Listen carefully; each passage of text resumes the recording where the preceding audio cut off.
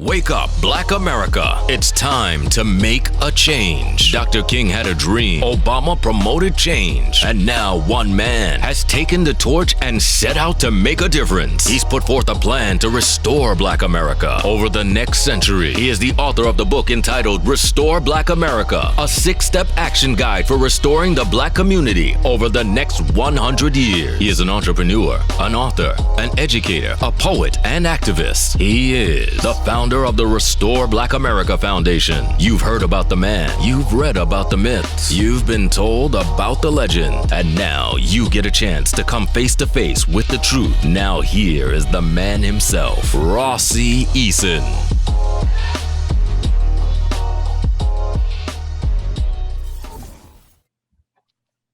All right. Hello, everybody. My name is Rossi Eason, the author of the Restore Black America book and the founder of the Restore Black America Foundation.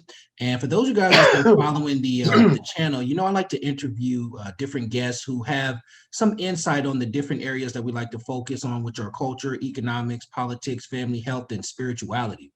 Today, I got a very special guest by the name of Dwan Alexander, who actually is better known as Cool Water. I actually met this brother some years ago at my Black Wall Street event. He was one of the vendors there. He gave some really great insight into the event. After speaking with him, I realized he had a very profound topic. It's a presentation, and I believe he's in the process of actually writing a book about it as well, about the concept of who killed the Black entrepreneur. I thought that this concept was very profound because it's a question not many of us ask. But if you really look at it, there are some underlying issues within our community when it comes to actual entrepreneurship.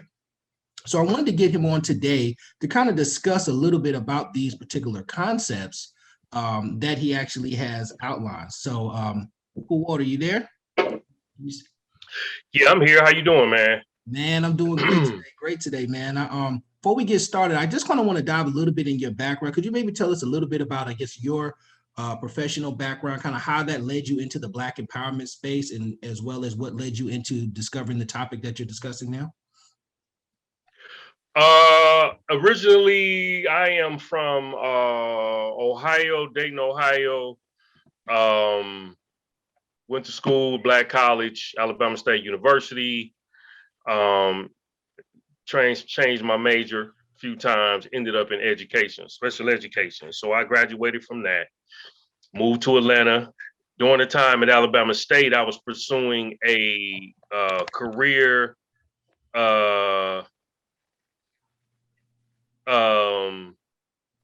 in music. I was running through Montgomery, Alabama, trying to pursue a record deal. So realistically, as I was doing that, little bitty increments of information from Black culture was finding me.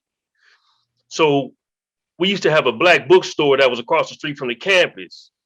And, you know, I would go in there, and the first book I remember seeing was, the first book that really touched my spirit was the Illuminati 666. So, you know, like most people, man, you know, you scared of what's to come, you know, and what's supposed to happen with the world and blase, blase. And then in the midst of that, the brothers from Malachi Z. York, his crew was doing lectures in the business department up on the 3rd floor. So we was going to that. So, you know, I'm getting this little bit of game here and there, and I'm like, oh, okay, man, you know, and I'm trembling in my boots and not knowing what's going on. But at the same time, I'm there to get an education, and I'm looking to pursue a record deal. Now, the record deal, that portion came to me through a guy that I met in the library one time, and he heard me speak. And he said, oh, man, you need to put your voice on the record. So that's how that started. So as the wheels began to turn, little things started to find their way towards me, which was dealing with the Black community and Black culture. Because again, I'm at a Black college. And in a Black college, issues of importance fall in our lap, even though we weren't conscious enough to really know what we wanted to do or who we were as a people. So I took a course too. I took a class and I think it might have been African American Studies. And one of the first books that she made us read was Before the Mayflower. And that was, I don't remember delving into it too tough, but that was, an interesting topic. So from that point, fast forward, moved to Atlanta, Georgia. I'm still on the hunt for the record deal. Not really dabbling in the Black community, so to speak, but still like to get my hands wet, from time to time. So I might frequent a couple of lectures here and there. And as I got older, things started to come to me. So by this time I'm in my career, I'm teaching special education. I'm still out here trying to pursue the deal, get a record deal. And as a conscious rap artist, you have to delve and deal with topics of importance. So that was one of the things that got me going. And all of this is in the pot like gumbo, if you will, which started to lead me to question and ask a lot of questions about what's up with the community as a whole. And as that moved forward and years progressed, this particular topic came about one day when I was on the couch sitting talking to my grandmother. And that was a topic of her father going to work for this white man for 50 cents a day. And he paid him 50 cents a day. And then she said, we used to live in a 2-bedroom shack with the dirt floors. So I'm scratching my head like, well, how are y'all making a living on 50 cents a day? And there's 4 people in the house. Right. It makes sense to me. So driving back to Atlanta, the light bulb goes off, and I'm already into entrepreneurial things anyway. Something said, who killed the Black entrepreneur? Because my great-grandfather, he was a farmer. And, he was producing crops and selling them, but then he also had to go work for somebody else to produce income to support the family as well. So all of that was in the pot, and then, something touched my spirit and everything just kind of poured out. So that's kind of how this idea manifested itself. Now that's real interesting. Let me ask you this. We got a little bit about your history. I want to dig into that further, kind of get into Black history. So even with your title of Who Killed the Black Entrepreneur, as you know, our history here in America hasn't obviously been the greatest, but the implication in that title of Who Killed the Black Entrepreneur is that Black entrepreneurship actually existed at one point. Do you know, or can you pinpoint a time in history when, let's say, Black entrepreneur was prevalent as well as when it died? Well, okay, so that's a great question. Now, if you talk to the masses of people that are walking around today, that are entrepreneurs, small business owners, they can't connect with this concept. So now let me give you the Who Killed the Black Entrepreneur is a theme, right? But the total title is the African American Entrepreneur's Holocaust. Who Killed the Black Entrepreneur is the theme. Because at one point, going back to what you said, we were probably at our greatest as an entrepreneurial race right out of slavery going into Reconstruction. Okay? So we come out of slavery, we're so-called free. Most of white America was not doing the managerial laboring work that Black folks were doing. We were carpenters, we were welders, we were farmers, we were artisans, we were all of this. You see what I'm saying? We built the White House. We built certain buildings and architectures that you see throughout the nation as a whole. So we had the skill set. White America was the managerial class that managed the laboring force, which was Black people. So in the midst of that, we also came out looking to establish ourselves as an independent nation, hence the story behind the 40 acres and the mule concept. You see what I'm saying? So we're getting plots of land from various presidential candidates who were in office after we got out of slavery and was so-called freed by Lincoln. We're starting to develop our own economic institutions through building and through growing our own crops, carpentry, so on and so forth. So forth. So we're doing this, and we're starting to take hold of the economic strife that we were given and that had been taken away from us during slavery. As the years progress, and we'll say 1897, 1898, and on, the years progressed, we're going through Reconstruction, which also births the Ku Klux Klan. Then we move from that and we go into the area of the Jim Crow, right? Jim Crow is now real prevalent. So all our so-called gains, small gains, begin to get restricted, right? Coming out of that, and we're saying 50, 60 years between, well, we'll say Reconstruction to Jim Crow, we'll say 75 to 100 years. Then we got Jim Crow going into the civil rights. We'll say that's another 60 to 75 years in between that, because Jim Crow really started somewhere around, we'll say mid 1900s, we'll say 1930s, 40s, going all the way up to 50, somewhere in there, and then it carries over into the civil rights era. Don't quote me on the dates, because I'm hypothetically saying these are, you know, what you know, the timeline. As that happens, Jim Crow comes in, the entrepreneurial aspect of Black America gets constricted. And as it gets constricted, so does our economic increase, or our income, or our financial status. So, you know, we had maroon towns running around the city. We had little Black Wall Streets, Tulsa, you know, in North Carolina, other places out in the country where we had small towns that were economically viable. As that happens, we started to lose, as Jim Crow and other racist entities begin to play a part in our economic development.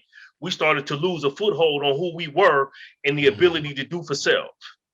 Okay, so that starts to wane, if you ask me, coming around the 1960s per se, early let's say 1940s, 1950s, and 1960s.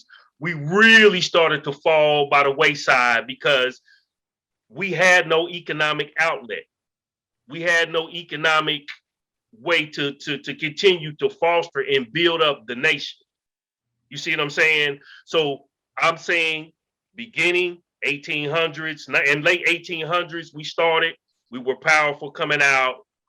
We started maroon towns. We started our own economic institutions. We started to do for self. Coming after let's say a good 100 years or so, Jim Crow comes in, puts a chokehold on us. We start to lose a foothold on the areas that we did have financial increase in. And we started to wane, let's just say between the late 1940s going down to the 1960s.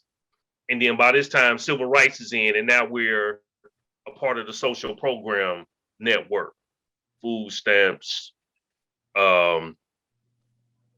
unemployment, you know, women raising, you know, single parent homes. The man is out of the house, and that carries over and goes up and starts to go into the present day time, and so on and so forth. I hope I answered the question correctly.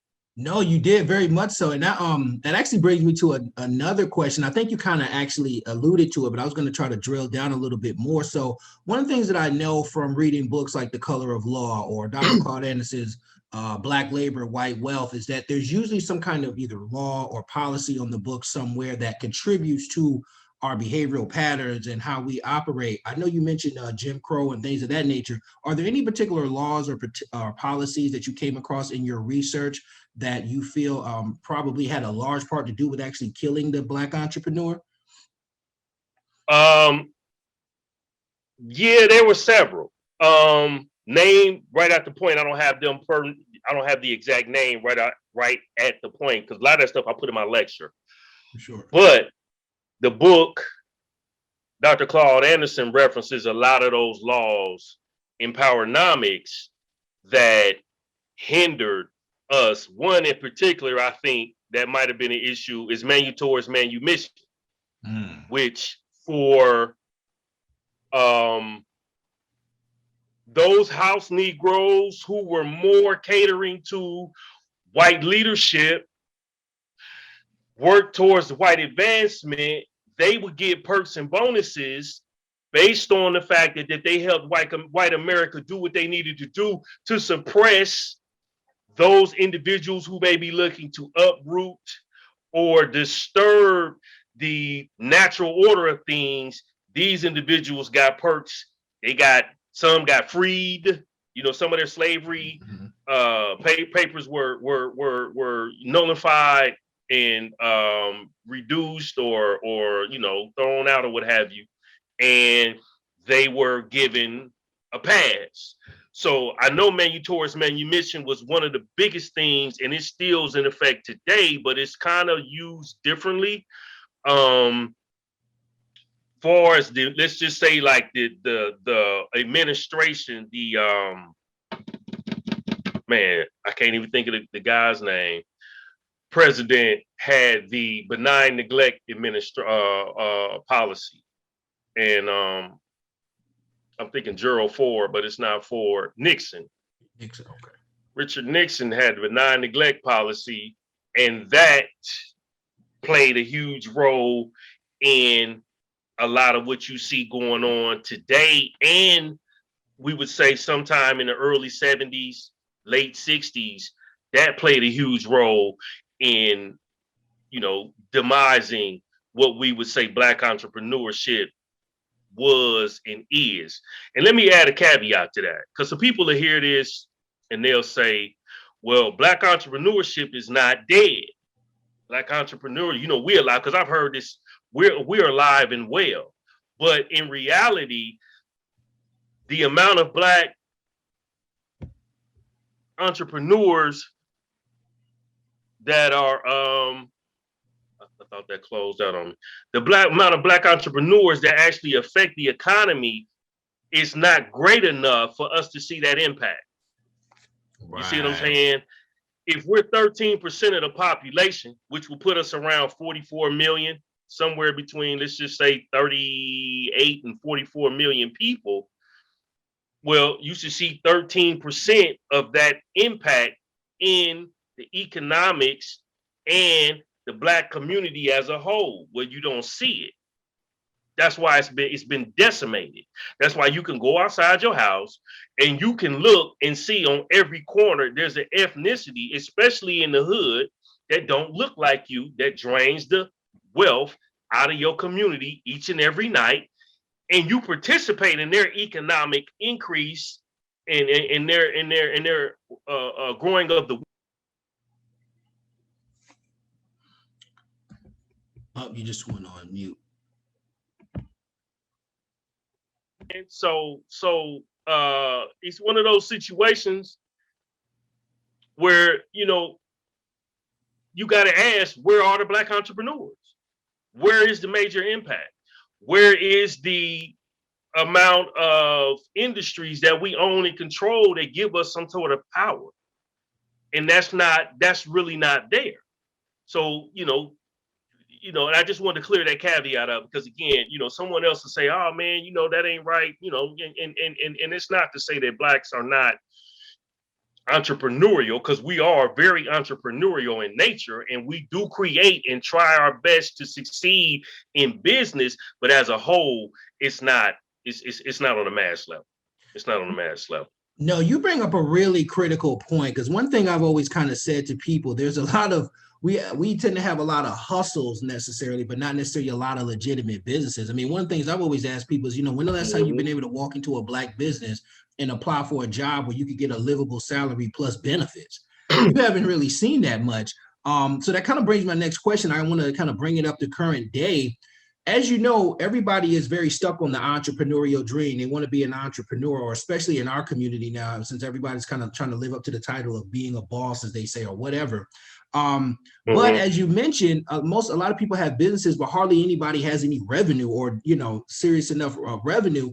Why do you think that many Black people are not seeing the writing on the wall as far as who killed the Black entrepreneur, or as entrepreneurship not being as prevalent as you say? What do you think is, I guess, maybe holding us back from actually seeing that? Because it seems like a lot of us are blinded by the entrepreneurial dream without really looking at the underlying factors that go along with it. So I'm just curious to know what can you elaborate on that? When you say we're not seeing the entrepreneurial dream, can you elaborate on your very much like I just said, if you talk to a lot of people, like especially like we're here in the Atlanta area, there's tons of Black entrepreneurs, but there's not a lot of really Black legitimate businesses. If you talk to most Black people, they'll say, well, like you said, Black people are doing business all over the place, or everybody's got an entrepreneurial dream, but how many Black people do you know are even living off of their business full time, right? You don't really see that everywhere, but yet for some reason, everybody sees themselves as being a boss or doing it big. But when you talk to people, most of the time they're not generating enough revenue to even support themselves or to run a legitimate operation. So I'm just curious as to what are the blinders, or why are we not seeing the writing on the wall that Black entrepreneurship is not really what we think it is? Well, part of it is the fame game. Part of it is I want to look important without doing the work. Okay. Entrepreneurship is not a pretty coin. It's not a shiny object. It's not a pretty woman. It's ugly. And most people assume this title without the understanding of the work that's involved. You may not be making no money for decades. It's been businesses that I've read about, entrepreneurs from various cultures, not just Black, that didn't see a dime for over 10 years. And I know, for example, I remember listening to, I think one of the guys that worked at Apple. I think he was working at Apple or something to that effect. And he said, man, for 10 years, we didn't turn a profit. You take somebody like Elon Musk. They've been in the negative for years with the Tesla Corporation. Then they just now, I guess within the last 5, 7, 8, 9 years, may have just now I heard they hit $1 billion profit margin, but they was in the negative. Amazon didn't turn a profit for like almost 15 years, somewhere in there, 20 years almost before they hit a real solid profit that their investors and people could actually say, okay, this company's going to be valuable. Black folks have a tendency to think they can give themselves a title without doing any work. They don't even, most of the individuals, if you talk to them and you say, what's your debt to income ratio with your business? They don't know that. If you say, what's your personal debt to income ratio? They don't know that. But you a boss because you seen it on TV, MTV, you seen it in the video, you seen some young cat flashing $100 bills, and you got caught up in the hype, and you said, oh yeah, I'm a boss, I'm gonna be that. But you don't even really understand what that is. Because a lot of them guys don't own the shit that they running. Most of you take the music business, because I just got through, and I've been doing some research on DMX, Black Rob, and DMX. From what I looked up, he was negative $1 million to $10 million worth of debt. But he didn't have any businesses from what I know. You know what I'm saying? He wasn't running any companies. There was nothing there to grow his wealth. You see what I'm saying? He was just a rapper who had children who now possibly will never really reap the benefits of his labor, because the understanding about what entrepreneurship really is not there in the Black community. We look at it as a fad. People don't really assume the role of entrepreneurship. They get being a small business owner and an entrepreneur confused. Those are two different entities. You can open a business and be a small guy running a business, aka small business owner. But an entrepreneur is someone who creates something from scratch and turns that into a profitable business. See, and watching the Shark Tank, I heard Kevin O'Leary say, and I'm using these individuals because these are the standards, white folks that we see making millions of dollars, billions of dollars. They are the standard. And then we have to look to them, but we also should learn from them as well. So Kevin O'Leary had one of the guys on there who was also a participant in investing. The conversation went like this. Kevin says, "You're not an entrepreneur." Now he's on the panel, and the guy says, "Yeah, you right. This is an East Indian guy who he builds brands. He buys existing businesses, take those existing businesses, if they're in a situation that needs a little restructuring, makes them profitable, and then he either resells them or he puts them in his portfolio, right? And he draws his income off of that. He's not creating anything from scratch, okay?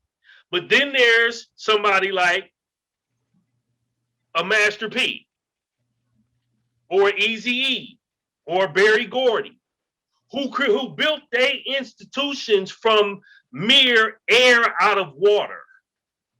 They mentally thought it up, created it, got LLC, started talking to friends, found a little hole in the wall in somebody's house, put a desk, put a chair in there, got a computer. Then they started to turn the engine that created the institutions that you see today, called No Limit Records, called Motown Records, called Ruthless Records, called Bad Boy Records, called Aftermath Records, you know what I'm saying? Called Cube Vision. These are entrepreneurs. They started from nothing. See? Black folks don't have an understanding of the terminology to be able to understand their role. I created a vending business from scratch. I saw an infomercial.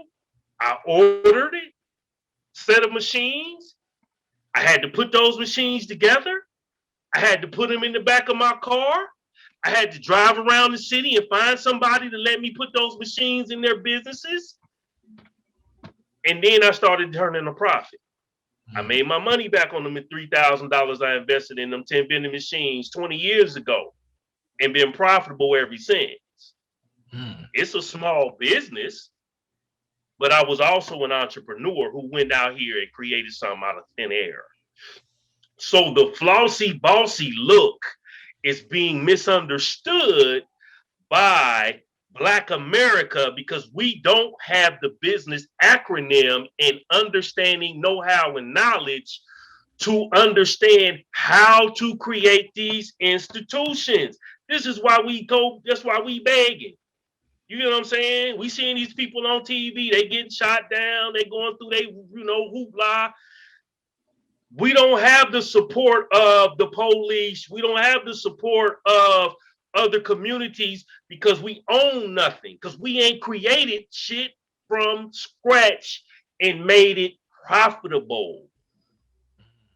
That's the point that's why, I know I may be getting long-winded, but I want to be clear so that people understand the PPP loan, PPP loans that they're giving you, and you're going out buying houses and cars, are supposed to be used for payroll, are supposed to be used to get an accounting, getting a tax guide, making sure your staff is getting their bills paid so that you push your business and your entrepreneurial endeavors forward.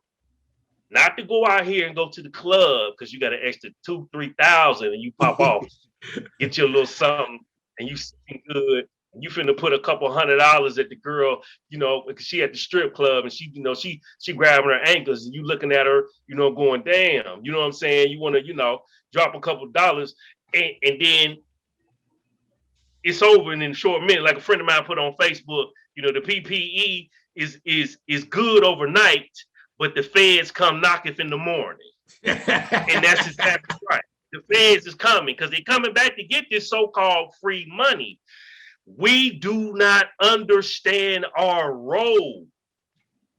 This is the road. That's what I'm saying. So I think I answered your question thoroughly, but it's a lack of education. So when I say who killed the Black entrepreneur, it's not me saying we don't have entrepreneurship in the community. It's understanding what the hell happened, because we were once a thriving community that had control, and we could bounce our dollars, right? We could spend money I could go to the gas station, give him money. He could go to the barbershop, give black barbershop money. That black barber would go to the black grocery store. The black grocery store will go to the black shoe shine. The black shoe shine will go to the black cleaners.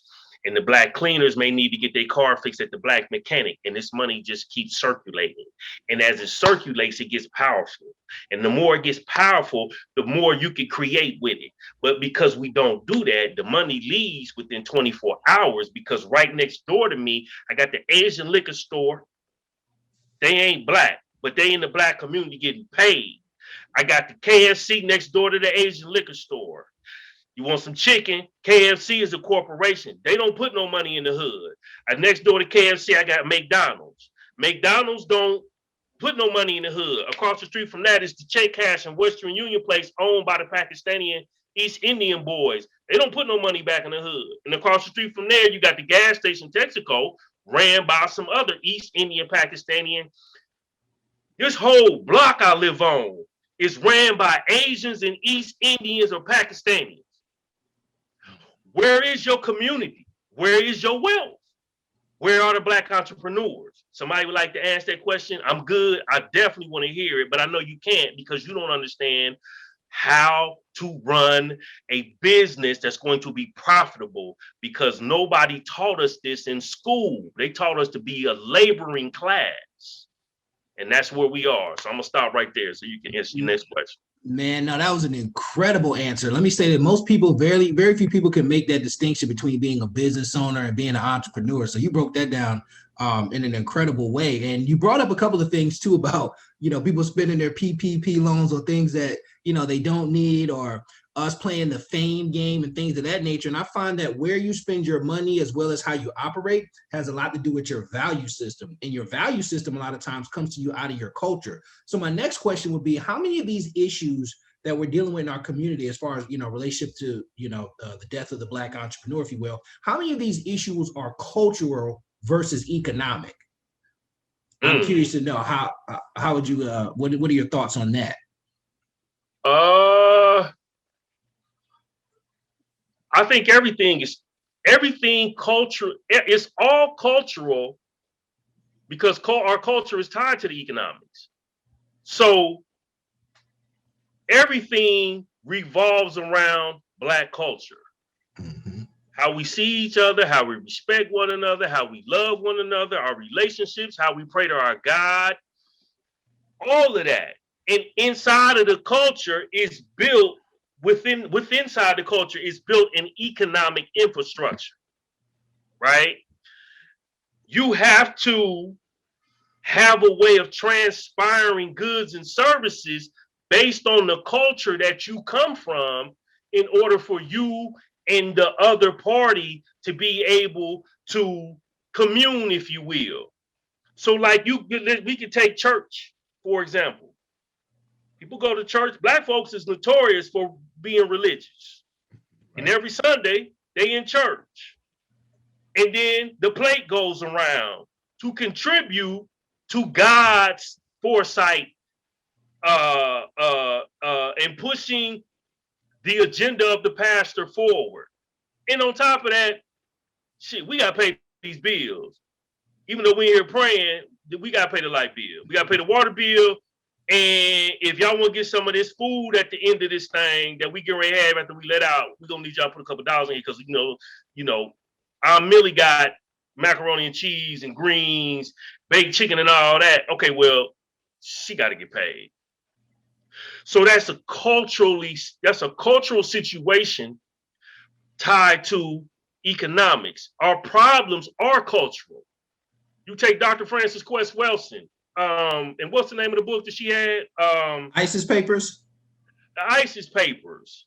All of that in there relative to Black culture and white society goes head to head.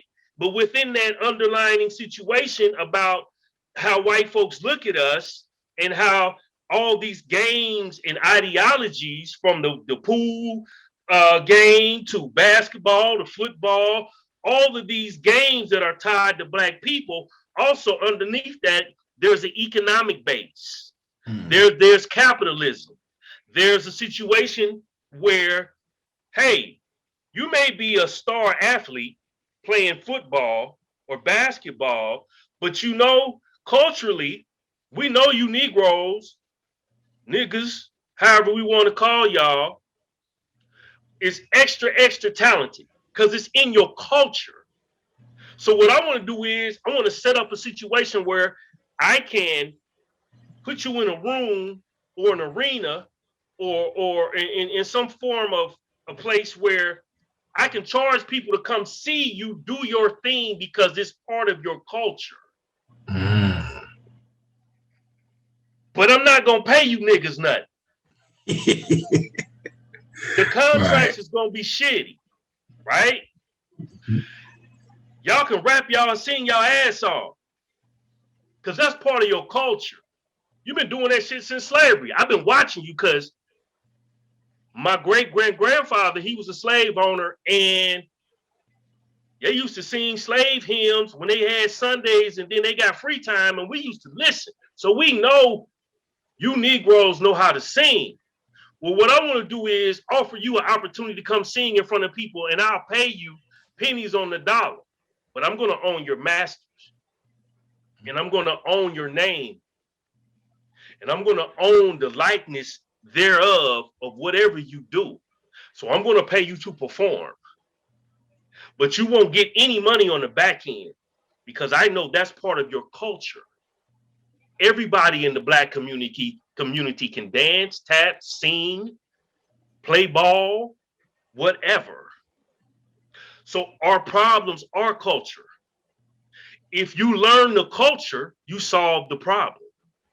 Hence the reason that book that I gave you a copy of, How to Guide the Banking Black. That book don't talk about finance, really. It talks about culture. It talks about us coming together to take the dollar, to make the dollar work in our favor so we can push the culture forward, so we can quit depending on people. That's really what it's about. You see what I'm saying? So I'll let you go ahead. No, man, that is actually a perfect segue into my next question, because in your statement, you mentioned about having an economic base, and part of building that economic base is having access to capital. And I do know that, as you mentioned, you wrote a book called The Guide to Black Banking. How do you feel about the idea of Black banking being a viable solution to some of these problems? What are your thoughts on that? It's a viable solution when we understand what it's supposed to do, and when we work towards building the community around the institutions we build so we can tap into the Black banks. See, having a Black bank itself doesn't solve the problem when the money is scattered between 8, 9 other ethnicities. You go down into the bank, you still got to go through the rigmarole to get money out of any bank. But the minute I come out of Citizens Trust, and let's say I come out of there with $1,000 or what have you, waiting on me at the front door is Quick Trip, McDonald's, Wing Shack, Shell gas station, Kentucky Fried Chicken, Publix groceries, Walmart. All these companies are waiting on my money. They don't care about Black banking. It solves no problem when you don't have an enclave, a set of walls around the community for you to bounce your money off of so that the dollar works in your favor. See, that's why we can't command nothing, because we don't own anything. Black banks play a role in the institution of moving the Black community forward financially when we got an enclave that we can bounce off of and we can spend our money with Black institutions, Black companies, Black small businesses, so on and so forth. Okay, then if you decide after a certain number of weeks or months, you want to trickle down there to the white side of town and go down there to Macy's or J.C. Penney's or Sears, okay, well, your dollar is not as weak because it's been pimped out by people that look like us in our own community long enough that we got enough strength behind it. Mm. You need to go get a vacuum cleaner from Sears. Okay, well, you could do that. But James Rondo, you know what I'm saying? He owned a vacuum cleaner shop down the road. He Black small business owner. He got something just as good as Macy's and J.C. Penney's and Sears and all that. Go holler at him first. Boom. He take care of you. And then so on and so forth moves the money. But if you leave out of a Black bank and you run to a white business, run to a white restaurant, run to a corporate food chain, and somebody, don't get me wrong, because somebody gonna say this, some of these corporate food chains are owned by Black business owners. Let's keep that 100. KFC, McDonald's, Rallies, Checkers, some of these are owned by Black entrepreneurs. We'll call them that. But you don't see the impact from them because they don't put, and we don't have a community. They're not putting enough back in. There's not a community for them to put it back into. There's not schools, institutions, or universities that's turning out Black talent, and we go work for Black business owners, Black entrepreneurs, Black small business owners, to where you see this major impact.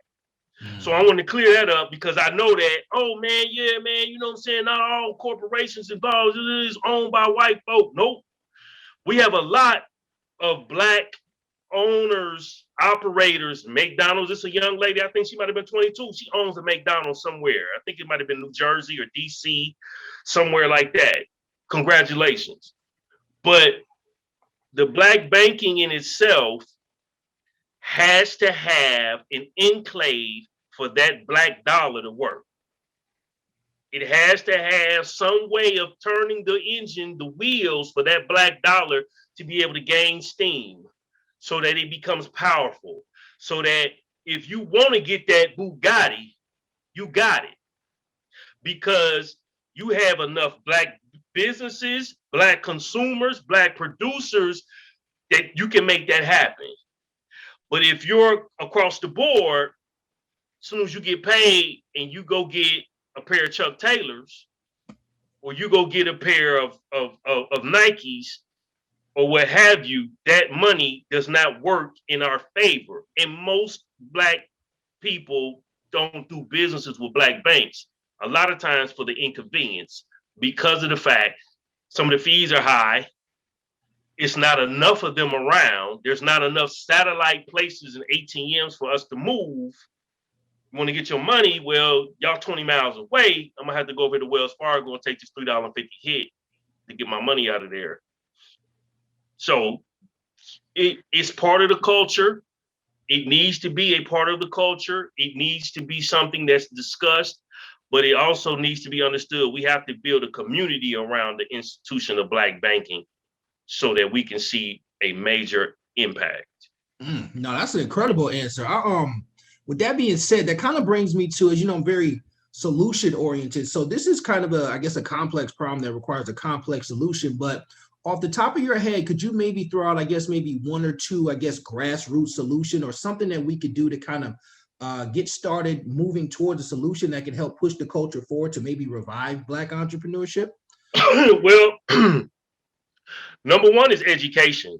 We have to understand what business is, period. For example, let me see. One of the things, this is a book I've been reading, and I guess you can see it. This book came out in 2005. It says, "What's Black About It? Insights to Increase Your Share of a Changing African-American Market." Okay. I'm studying I got to study my people so I can understand what the complexities are. Then there's, let me give you this right here. A lot of people go to school. Well, I got friends with MBAs, but they ain't doing nothing with it. This right here, MBA, Master of the Art of Business. Now, most of this stuff is terminologies and definitions, but as you can see, it's very thick. You gotta understand business. It's an art. It's a science. That's one solution. The more educated you are about business and entrepreneurship, the better your chances of success. Then that's one. Then secondly is understanding the communal, or should I say what's a better word? The community of let's say relationships between you and I. Like you and I have a relationship.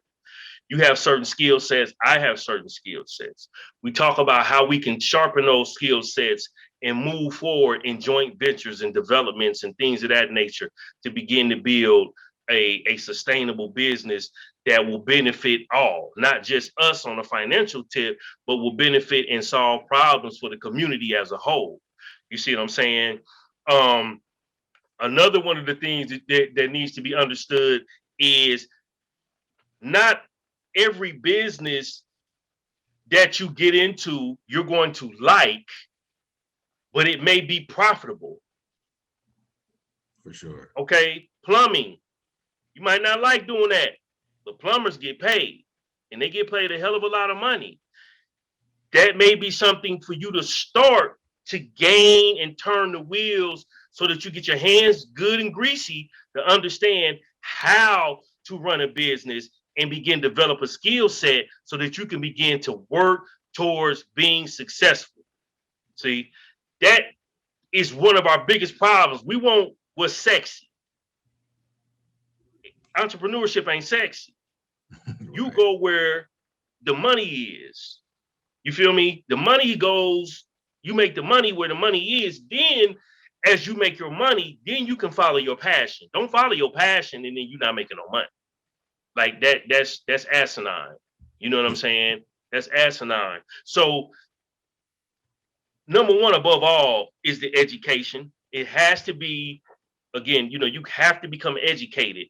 This 90-page lecture that I wrote about who killed the Black entrepreneur is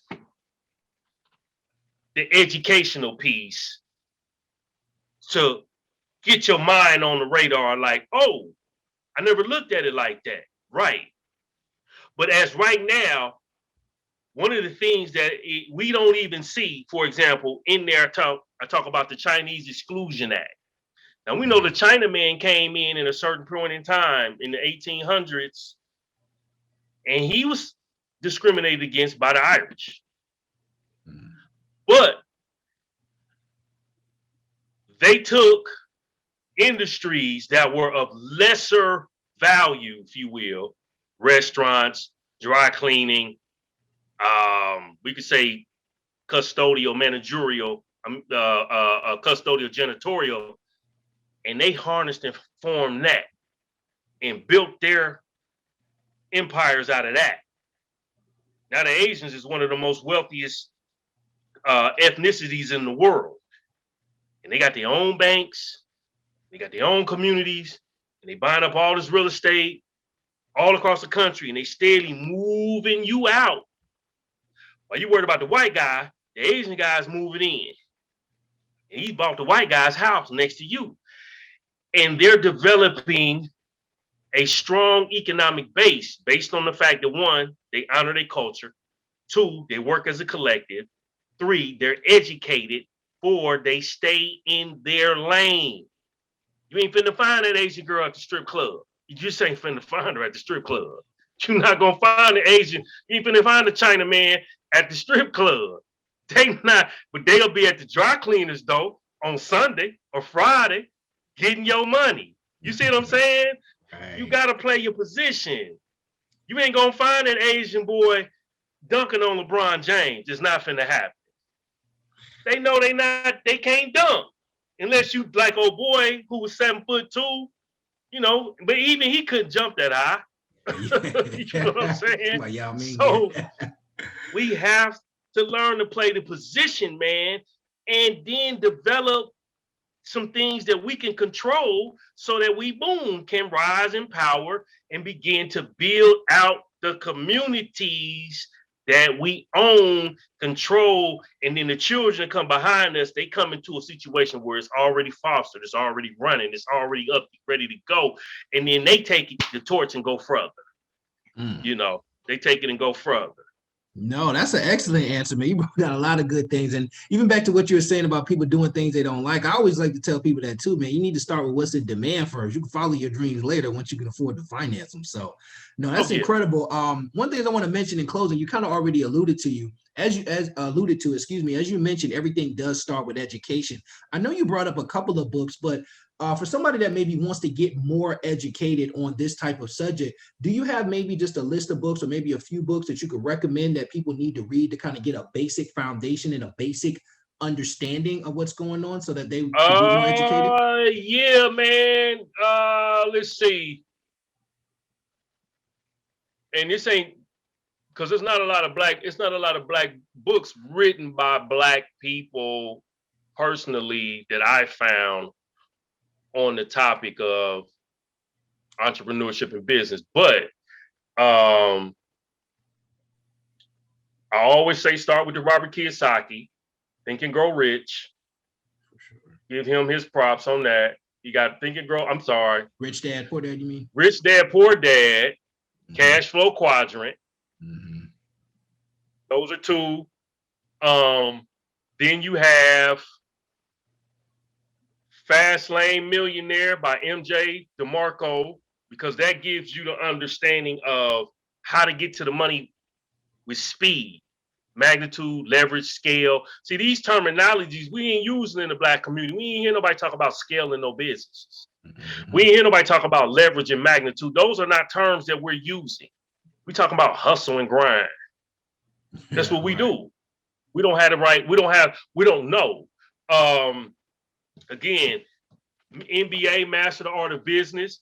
The E-Myth is another one by Michael Gerber. Sure. E-Myth Mastery is another one. Let me see here, man, because I just keep so many of them. Because I'm gonna hit you with one more. Let me jump on this right here.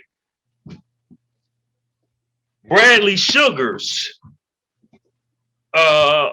Australian guy, has a series of books. They real simple, but they impactful. This one in particular is Buying Customers 2.0. But in here you'll find all his books. But all you gotta do is just go to Amazon. He got a series of books. And I bought, his books dealing with business and stuff. And a lot of that stuff is elementary, but it makes the understanding of how you should be doing things a little bit easier. Once you understand, profit, loss, cash in, cash out, cash flow, net worth, debt, income ratio, blah, blah, blah, blah, blah, taxes, you start getting this little bit of, gain, then you start, okay, I can move in a certain direction. You don't want no business with a lot of overhead. See, I'm in the internet space. I don't pay hardly any overhead, but I got the potential to make millions. Right. You see what I'm saying? Those are little things, like I said, vending machine business. Those are little things you can do to be able to get going, to learn. And then as you begin to start to move forward and go up the ladder, you acquire knowledge along the way. You acquire a lot of knowledge and know-how along the way. And then you begin to start seeing little increments of success. And you say, okay, this ain't bad as I thought it was, because we've been given the illusion that running your own business is just, it's going to kill you. And yeah, some long hours or some long days, but what else would you be doing? Watching TV, scratching your ass? What are you going to be doing? So you giving a little bit of extra of your time to set up an entity that's going to work on your behalf without you having to be there. Then you can watch the TV and do all the little nonsense things like go shopping that you want to do, once you got it running. And that's the real beauty in trying to be an entrepreneur or a small business owner. You being able to control the entity that you build, and it goes to work for you. You know, so those are a couple of books. I'm definitely gonna plug my own. Definitely check out How to Guide to Banking Black, Amazon. You can go to Is Hip Hop Dead and get that, either one of those locations. But that from the people that have got it, I mean, I like this. This is really good. These are things that, you know, I didn't know or wasn't familiar with. So it starts the wheels to turn. It gets the people's minds going in the right direction. Nah, man, that's incredible. We definitely gonna have to put that that reading list for folks. But one last thing I want to say in closing for people. Mm-hmm. I mean, I know we can talk about this conversation, you know, for hours on end. But in closing, if people want to get more information from you, or if they want to find out more about what you're involved with, where can people find some of that information? Man, definitely stop by, sign up for. I run a blog, ishiphopdead.com. That is ISHIPHOP dead, DEAD.com. You know, I run the blog regularly. There's a lot of content there. Then you can also visit the digitaldopeman.com, which is the home site for like my services. So, you know, coaching, consulting, things of that nature. You know, you can go over there and check that out. The digitaldopeman.com, ishiphopdead.com. And, you know, that'll give you, you know, some insight on me as a person and kind of what I'm into and you know, what's going on with me and you know, some of the products and stuff that I'm putting out or have put out, things of that nature. And all my social media handles are there. You know, Facebook, Twitter, Instagram, LinkedIn, what have you. It's all there. Okay, for sure. Thank you. Now, we're definitely going to list your links below this video. If you guys could, make sure you check out the brother's work. As you can tell, he's very educated. He knows his stuff. And I read his blog as well. He's got some really good articles on it. So, yeah, Cool Water, man, I want to thank you for being on today. I think maybe in the future, man, we might have to make this into an ongoing series because I know you probably haven't even totally unpacked all of the stuff that you got in there, man. But I do want to thank you for what you shared today. Any last words you have in closing before we close out this interview? I mean, you know, definitely thank you for having me on. I know this is an uncanny topic. It's it's to the left, if you will. But I think it's a topic of discussion that definitely needs to be had, and we need to really look at it in its entirety. So, you know, to anybody out here, man, who's thinking about trying to do something in the entrepreneurial space, please try with all your heart, try with all your might. You know, failure is only what you make it. You know what I'm saying? You don't have to fail one time and quit. You know, continue to prosper and progress towards whatever your goals are. And as time moves on, you will definitely become wiser at your skill set and your craft and then become an expert. So stay the course. You know what I'm saying? Because we need as many entrepreneurs out here as possible because we need to get to a place where we can employ our own people. So that's my last comment on that. No, phenomenal, man. So yeah, thank you for being on today. Like I said, we're definitely gonna put your link below the video. Want to encourage everybody to check out this brother's stuff and look out for some ongoing stuff for us in the future. And you can get these shirts too, man, on that website. Who Killed the Black Entrepreneur? IsHipHopDead.com or the Digital Dope Man. You can definitely grab one of these because I've been pushing them. They starting to catch on now. So definitely, you know, please support and whatnot. And I appreciate you, bro. Hey, no problem, man. Appreciate you. Definitely please grab one of those shirts, support the brother, and we are out of here.